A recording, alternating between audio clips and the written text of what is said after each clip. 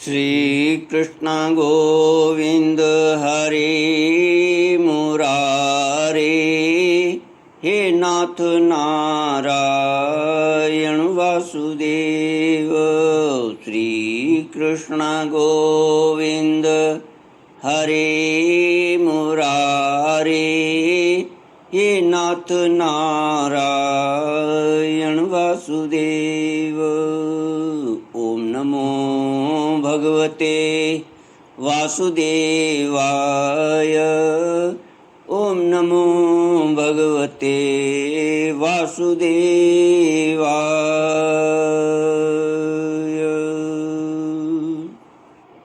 कृष्णाय वासुदेवाय हरये परमात्मने प्रणतक्लेशनाशाय गोविन्दाय नमो नमः। सच्चिदानन्दरूपाय विश्वोत्पत्त्यादिहेतवे तापत्रयविनाशाय श्रीकृष्णाय वयं नमः। श्रीकृष्णाय वयं नमः।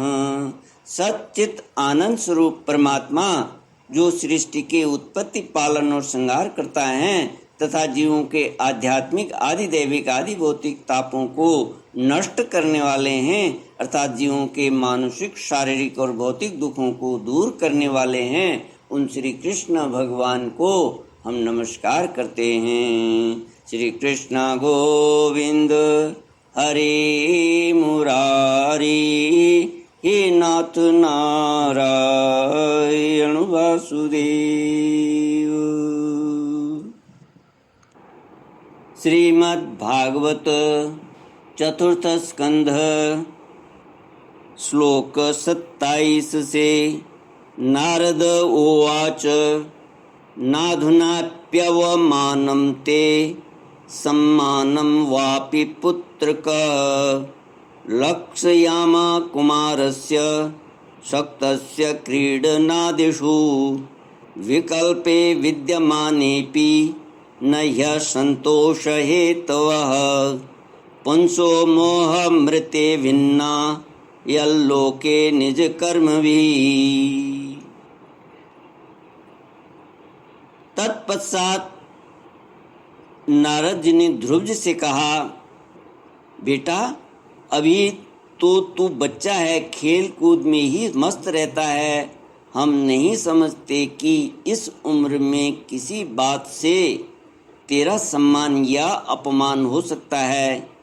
यदि तुझे मानापमान का विचार ही हो तो बेटा असल में मनुष्य के असंतोष का कारण मोह के सिवा और कुछ नहीं है। संसार में मनुष्य अपनी कर्मानुसार ही मान सम्मान या सुख दुख आदि को प्राप्त होता है। तात भगवान की गति बड़ी विचित्र है, इसलिए उस पर विचार करके बुद्धिमान पुरुष को चाहिए कि दैववश उसे जैसी भी परिस्थिति का सामना करना पड़े उसी में संतुष्ट रहे। अब माता के उपदेश से तू योग साधना द्वारा जिन भगवान की कृपा प्राप्त करने चला है, मेरे विचार से साधारण पुरुषों के लिए उन्हें प्रसन्न करना बहुत ही कठिन है। योगी लोग अनेकों जन्मों तक अनासक्त रहकर समाधि योग के द्वारा बड़ी बड़ी कठोर साधनाएं करते रहते हैं, परंतु भगवान के मार्ग का पता नहीं पाते। इसलिए तू यह व्यर्थ का हठ छोड़ दे और घर लौट जा। बड़ा होने पर जब परमार्थ साधन का समय आवे तब उसके लिए प्रयत्न कर लेना। विधाता के विधान के अनुसार सुख दुख जो कुछ भी प्राप्त हो उसी में चित्त को संतुष्ट रखना चाहिए। यूं करने वाला पुरुष मोहमय संसार से पार हो जाता है। मनुष्य को चाहिए कि अपने से अधिक गुणवान को देखकर प्रसन्न हो, जो कम गुण वाला हो उस पर दया करे और जो अपने समान गुण वाला हो उससे मित्रता का भाव रखे। यूं करने से उसे दुख कभी नहीं दबा सकते। ध्रुव ने कहा, भगवान, सुख दुख से जिनका चित्त चंचल हो जाता है, उन लोगों के लिए आपने कृपा करके शांति का यह बहुत अच्छा उपाय बतलाया है, परंतु मुझ जैसे अज्ञानियों की दृष्टि यहाँ तक नहीं पहुँच पाती। इसके सिवा मुझे घोर क्षत्रिय स्वभाव प्राप्त हुआ है, अतएव मुझ में विनय का प्रायः अभाव है।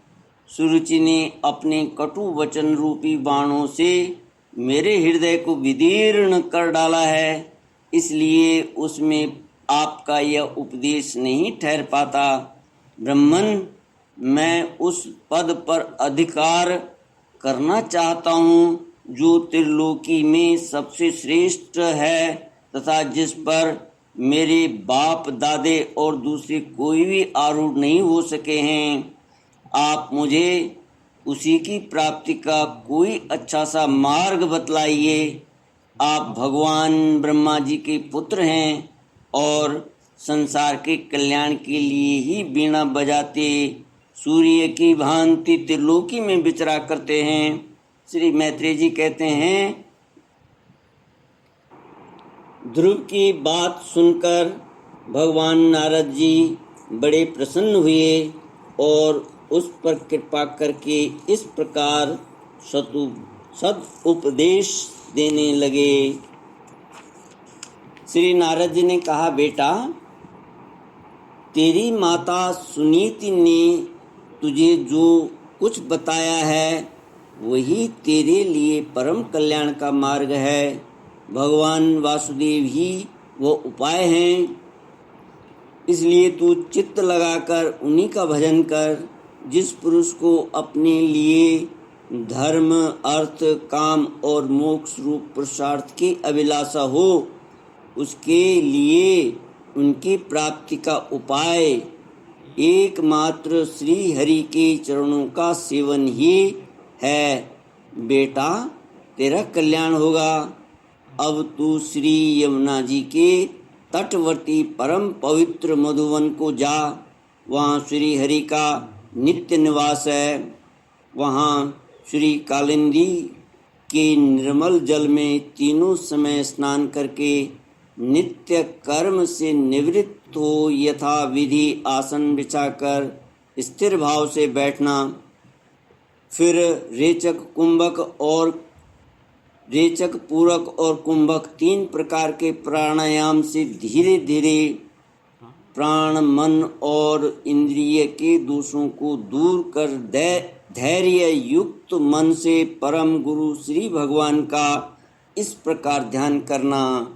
श्री कृष्ण गोविंद हरि मुरारी, हे नाथ नारायण वासुदेव।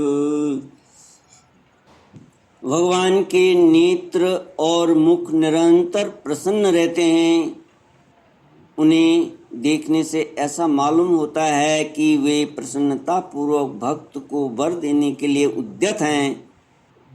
उनकी नासिका, भौहें और कपोल बड़े ही सुहावने हैं।